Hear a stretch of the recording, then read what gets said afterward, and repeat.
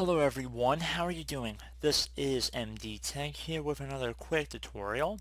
In today's tutorial, I'm going to show you guys how to hopefully resolve the Windows Update error 0x80070002 if you're running the Windows operating system. So hopefully this should be a pretty straightforward tutorial, and without further ado, let's jump right into it. So we're going to be going over things that both apply to Windows 10 as well as earlier versions, but not everything will apply for earlier versions, so just keep that in mind, but I'll be sure to let you guys know. So we're going to jump into it, and the first thing we're going to do is start by opening up the start menu, and this will apply for Windows 10 here, and that would be to just type in troubleshoot. Actually, it will apply for earlier versions too. It'll look pretty similar, so if you go underneath best match troubleshoot, if you're on Windows 7, there will be a list of different troubleshooting utilities you can use as well. Windows 10 looks a little bit different, so underneath Get Up and Running, we're going to go underneath Windows Update, resolve problems that prevent you from updating Windows, and then left click on Run the Troubleshooter. It's going to start checking for problems here, so just be patient.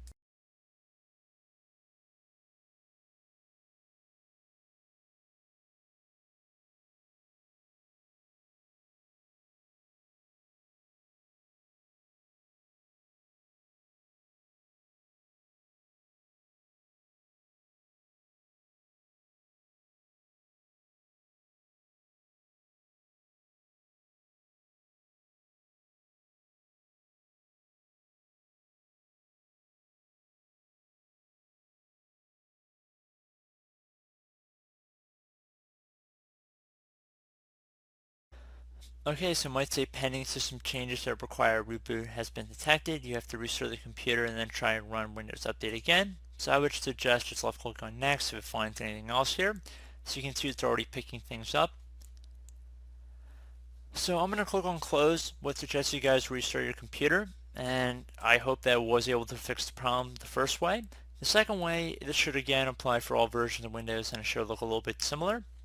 So we're going to start by opening up the start menu. We're going to type in File Explorer. Best match should come back with File Explorer Desktop App. I'll left click on that.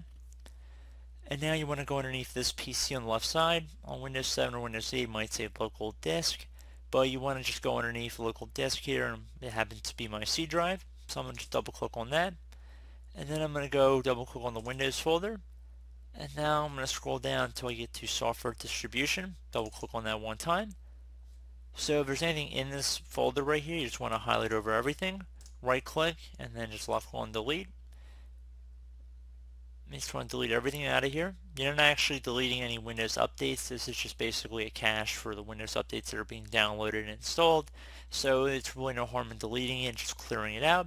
When you restart the Windows Update service and you when you restart your computer, it should automatically begin downloading and repopulating this folder. So if you get anything that says this action can't be completed, just left click on skip, and you can also do this for all current items as well. So you probably won't be able to delete everything in this specific folder, but you want to get pretty close, and hopefully that should have resolved the issue as well. So again, restart your computer. Hopefully that has resolved the problem. Now if you're still experiencing problems, I would suggest going and opening up the start menu and type in services. Best match should come back with services right above desktop app. Just want to left click on that one time to open it up. And once the services are open, you want to go down to the background intelligent transfer service, double click on it. You want to make sure startup type is set to automatic or automatic delayed start, and if it's stopped, you want to left click on the start button and then just left click on OK. You want to do the same thing for the, I just want to get down here, the cryptographic services, so double click on that. Again, startup type should be set to automatic. You want to make sure it's running as well. And then you also want to go down to the Windows Update service, so as the name implies. So I'm just going to go down looking for that. It shouldn't be too hard to find. Double click on that. Again, startup type, you want to set that to automatic. You want to start it. And apply and OK, and hopefully that should have resolved your problem. Again, restart your computer. There's been a few restarts involved in this process, but I feel like that's not too much to ask for.